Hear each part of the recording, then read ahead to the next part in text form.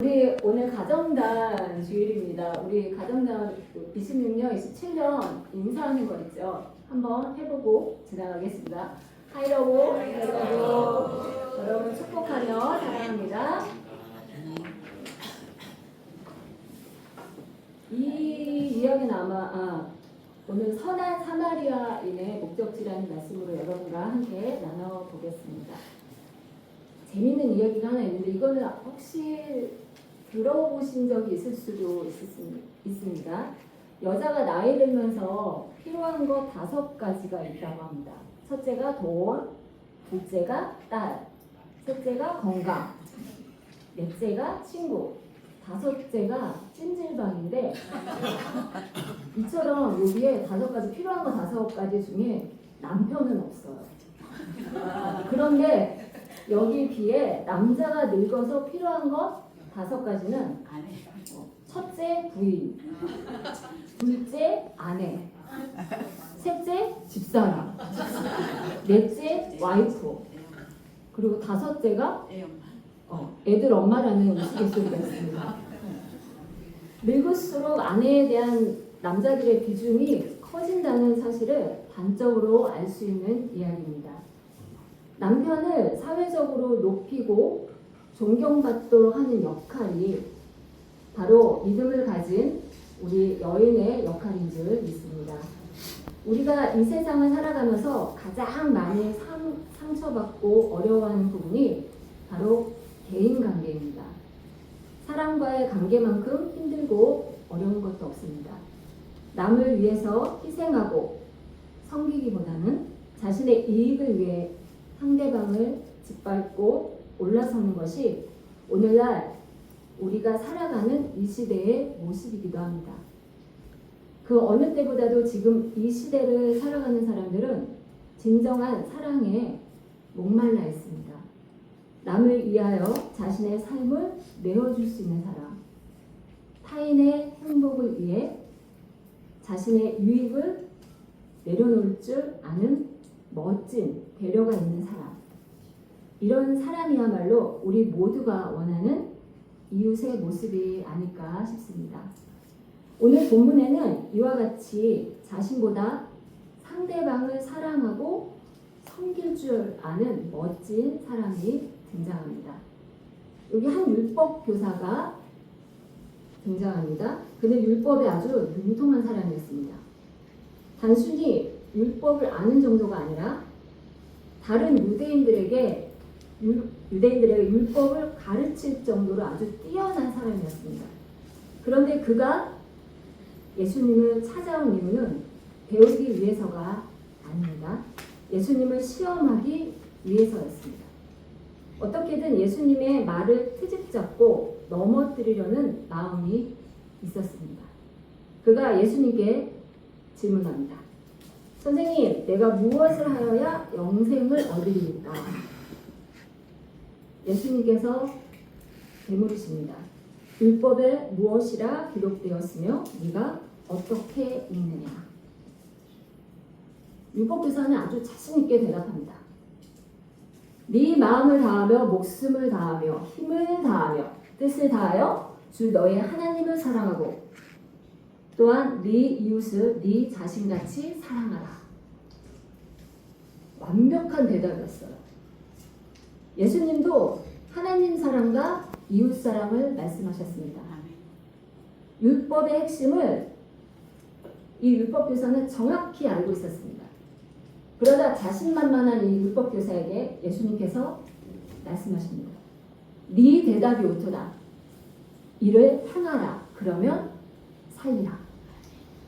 바로 이 말씀 속에서 율법 교사의 마음이 흔들렸어요.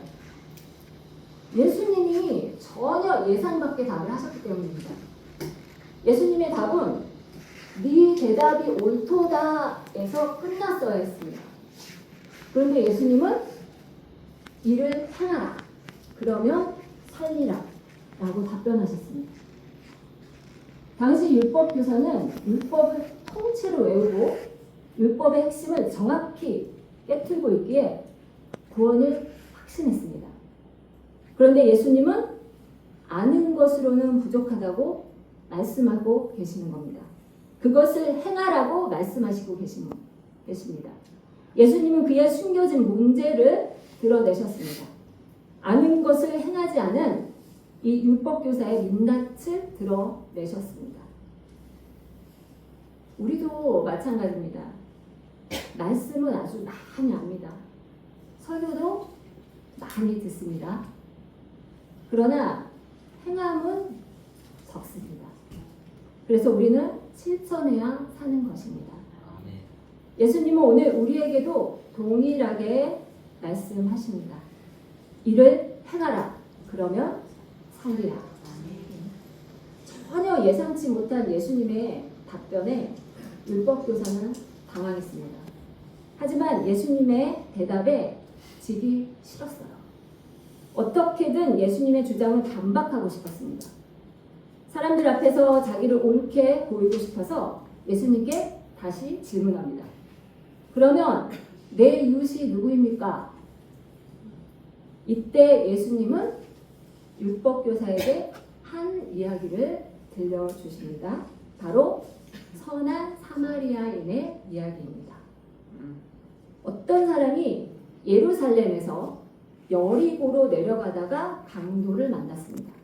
그는 예루살렘 성전에서 제사를 마치고 돌아가는 길이었습니다. 예루살렘은 이스라엘의 종교, 정치, 문화, 사회의 중심지였습니다. 여리고는 교통의 요충지였습니다. 그래서 예루살렘에서 여리고로는 많은 물자들이 오갔습니다. 하지만 그 길은 위험한 길이었습니다. 예루살렘은 해발 780m의 고지대였고요. 여리고는 해수면보다 390m의 아래의 저지대였습니다. 급경사의 험한 길이었고 강도들이 자주 출몰 하던 곳이었습니다. 강도들은 우리의 돈을 빼앗고 옷까지 벗긴 후 피투성이로 버려두었습니다. 당시에는 천이 기했기에 옷이 비쌌습니다. 이스라엘 사람은 발가벗긴 채 피를 흘리며 길에 쓰러져 있었고 거의 죽을 지경이었습니다. 그렇게 사람이 죽어가고 있는데 한 제사장이 지나갑니다. 그는 쓰러진 사람을 오늘 말씀처럼 분명히 보았습니다. 그런데 성경은 피하여 지나갔다고 기록하고 있습니다. 혹시 이 사람이 제사 때문이었을까요? 당시 율법에 따르면 제사장이 시체를 만지면 부정이기 때문에요. 제사를 드릴 수가 없었습니다. 그런데 이 제사장은 제사를 드리러 가는 길이 아니었습니다. 그는 예루살렘이 아니라 여리고로 내려가는 길이었습니다. 31절에 마침 한 제사장이 그 길로 내려가다가 그를 보고 피하여 지나가고, 당시 여리고에는 제사장들과 레인들이 많이 모여 살았습니다. 그들의 집이 거기에 있었기 때문입니다. 따라서 제사장은 당장 제사를 드리러 가는 길이 아니라 제사를 마치고 집으로 돌아가는 길이었습니다. 강도 만난 자를 살펴봐도 전혀 상관이 없었습니다. 그런데 그는 그냥 지나쳐 갔습니다. 사람이 쓰러져 피를 흘리며 죽어가는 이 참혹한 모습을 그는 그냥 모른 척하고 지나갔습니다. 레인도 마찬가지입니다. 그 역시도 쓰러진 자를 보았지만 그냥 지나쳤습니다. 제사장처럼 쓰러진 자를 보고 32절에 피하여 지나갔다고 기록하고 있습니다.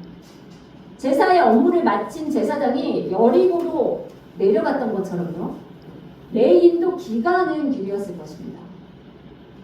제사장을 도와 성전에서 봉사하기 위해서 세워진 사람들이 바로 이 레인들입니다.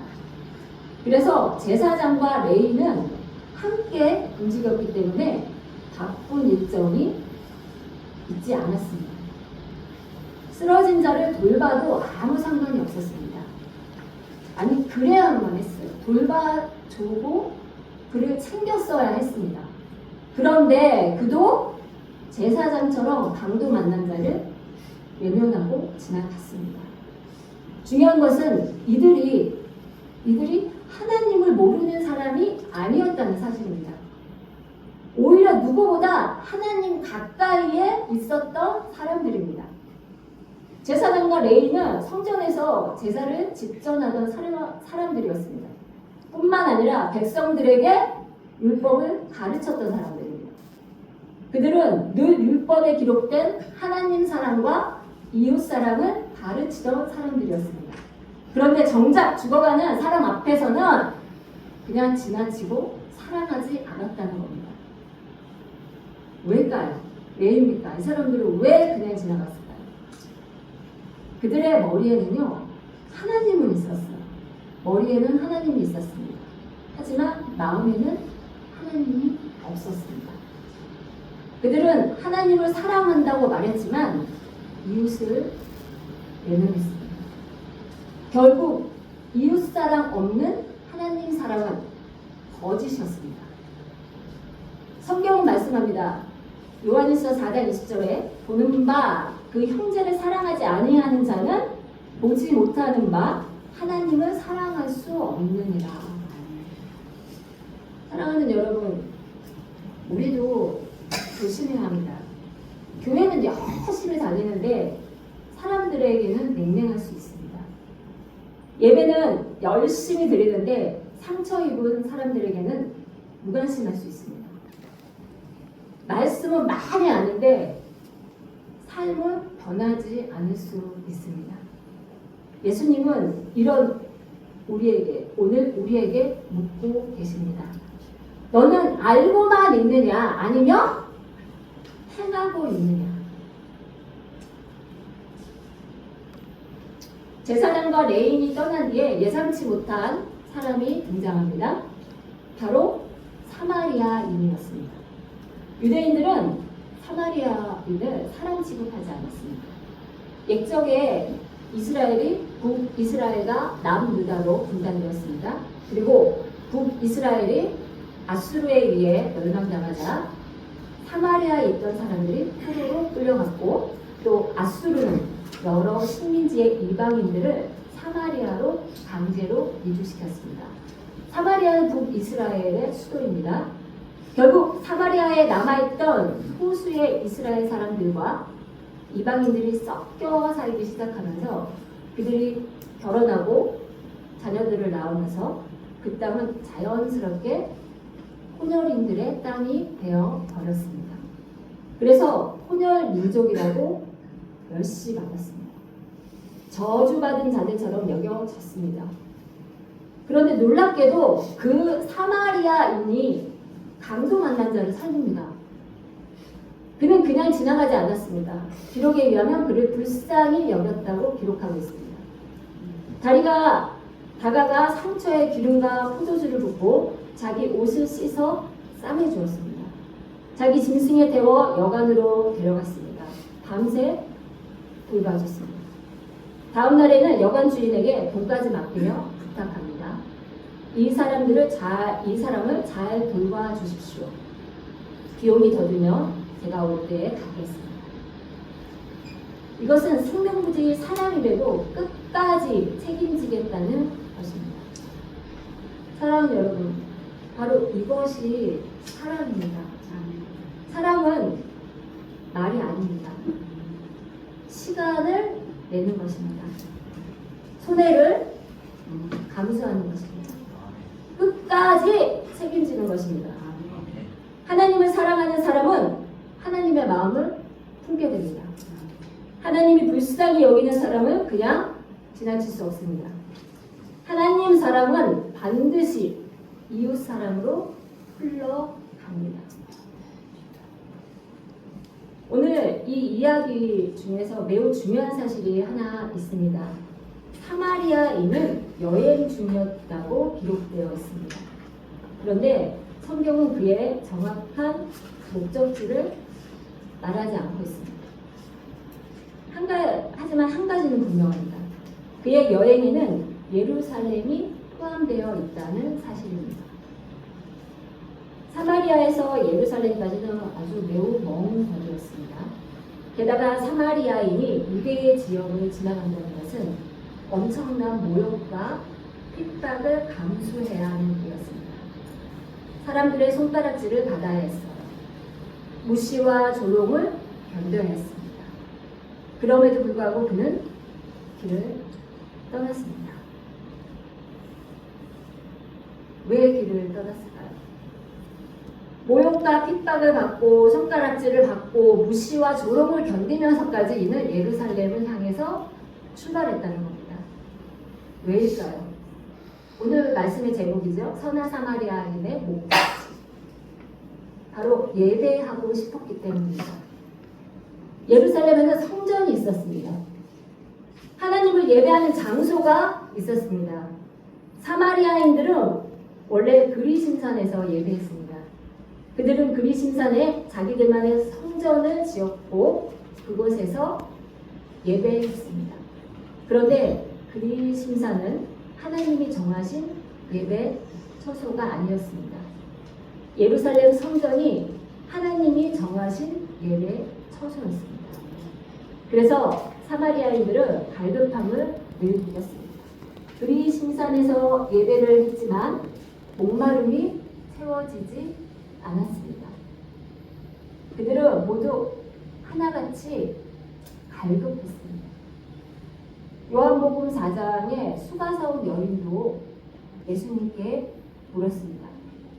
어디서 예배를 해야 합니까? 여인은 예수님께 예배에 관련하여 물었습니다. 어디를 가면 하나님께 예배할 수 있는지 물어본 것입니다.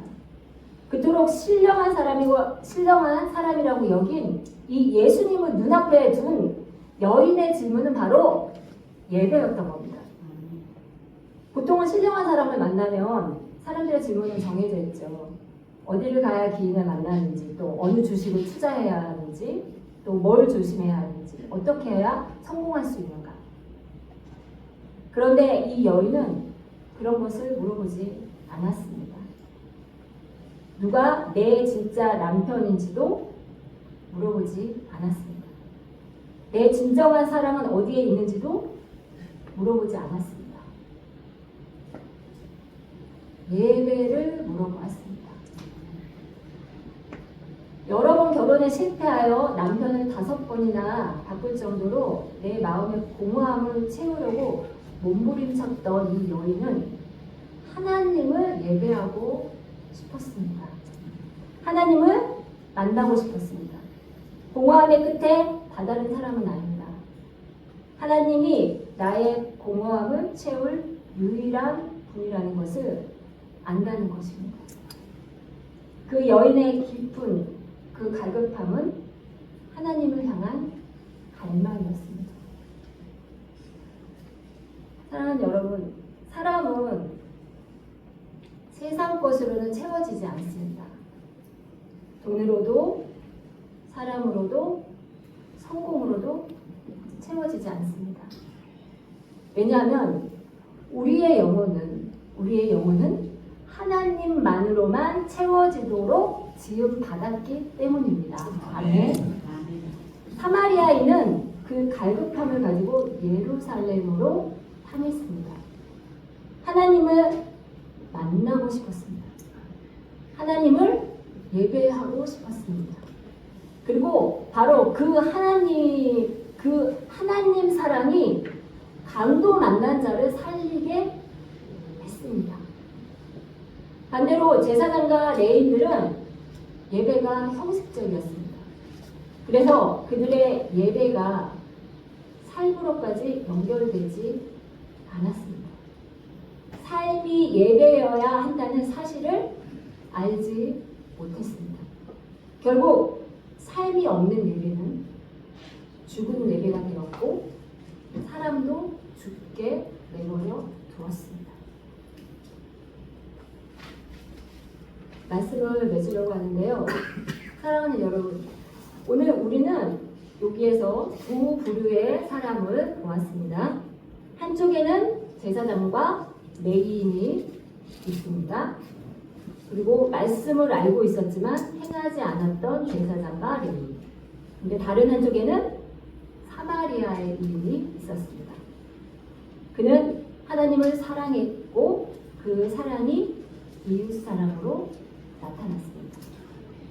오늘 우리의 모습은 그럼 어떻습니까?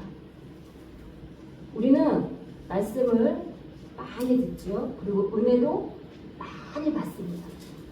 그러나 여전히 주저합니다. 조금 더 은혜를 받으면 순종해야지. 조금 더 확신이 생기면 행동해야지. 그런데 예수님은 이런 우리에게 말씀하십니다. 이를 행하라. 그러면 살리라. 행할 때 살아납니다. 순종할 때 은혜가 임합니다. 한 걸음 내디딜 때 하나님의 임재를 경험하게 됩니다. 이제는 더 아는 것이 중요한 때가 아닙니다. 행해야 할 때입니다. 말씀을 삶으로 살아내야 할 때입니다.